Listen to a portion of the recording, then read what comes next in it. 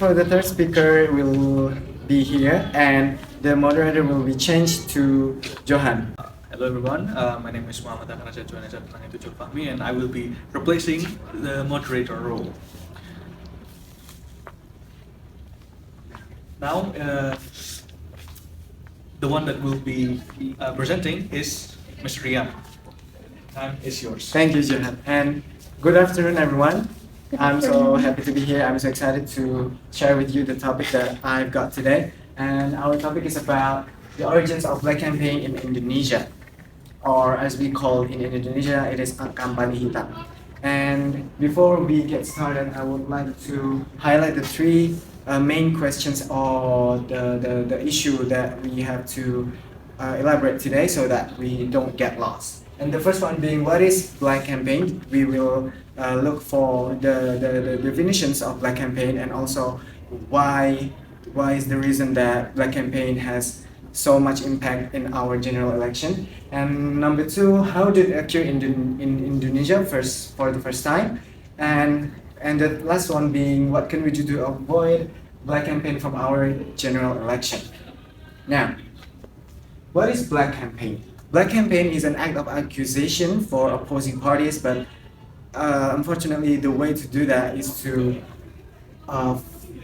spreading false or unproven information or through irrelevant matters related to the leaders that they're opposing. So basically we're just talking trash for the opposing parties without any logical reasons at all. Now, maybe you're wondering, when was the first time this happened? Well, allegedly, this happened in 2014 in Jember, Jawa Timur. There was a tabloid that is massively spread called AKBAR, and it contains a lot of trash talks towards our President Joko Widodo. As you can see here, this is the first volume that is firstly published, and these two are the second, and this one is the third volume. You can imagine how much that will be, how many the copies were there just to trash talk of one person only. And there's a story behind this. The alleged first time massively spread is for Kiai Haji Imam Haramain, one of the most influential director of Al Hidayah Islamic Boarding School in Jember. As you can see, he received 25 copies for just one delivery from a mysterious man that is unknown the identity. And this happens in 2014, and in that same year, another problem happened. There's another hate speech leaflets towards Prabowo Subianto, saying that the general election is a battle. As you can see here, this is widely distributed in Depok, Karawang, Purwakarta, and Lenteng Agung areas of Jakarta. This flyer contains an article that provokes people to hate Prabowo Subianto. Now, throughout the times, also black campaign has their own advancements. As you can see here, in 2017, they have upgraded themselves from spreading tabloids and leaflets to making massive banners like this. And not only that, they would actually use really strong words and verbs and vocabularies so that they can prove that their hate speech are right.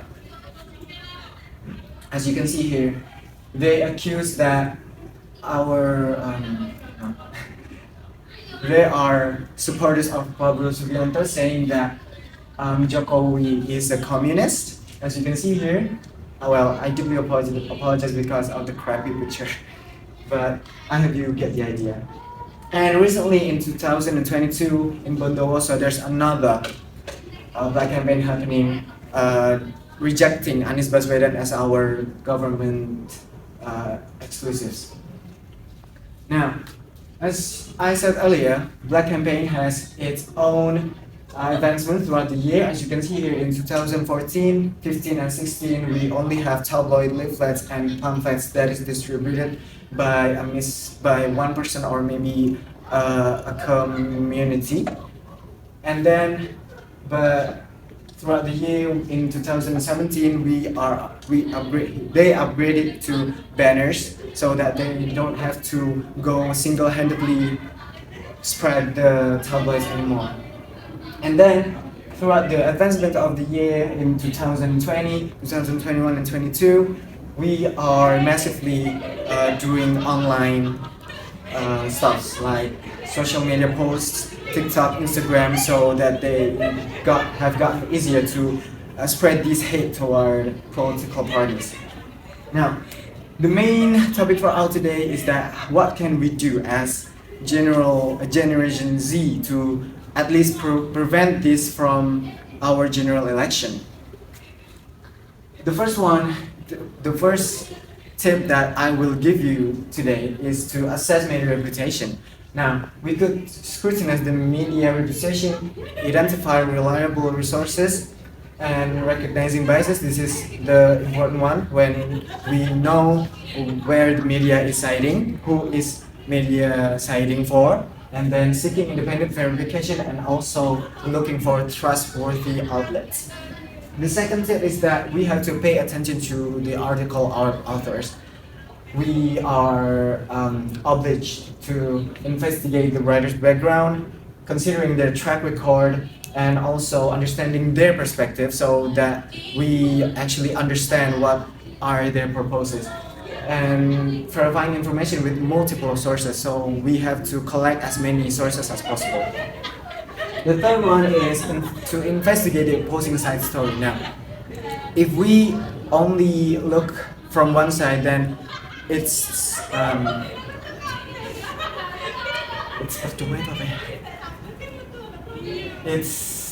useless if we only look for one side. So we have to investigate the opposing side story. In this order, we have to identify the competitor information sources, compare evidence and arguments, and look for points in their agreement or disagreement, and also consider a middle ground. Now, this is where we are taking the action as the neutrals. And the last one, but not least, the foremost, I guess. The fourth one is engaging in a verification process. We have to do fact-checking, examining the evidence, assessing the timing, and also applying critical thinking.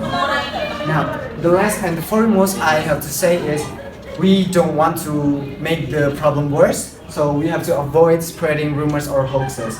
We can do this by exercising caution and reporting false information if there are any, and then we have to promote responsible sharing, and we are allowed to have a dispute towards each other, but please, we will have to make it healthy. Now, and that's the points that I have to talk about today, and this is the resources that I've used. Maybe if you guys want to check it out, I will give you the link to these sources. You can just text me. And so that will be all from my presentation. This has been Rian AKBAR PRAMUDJA. Thank you so much.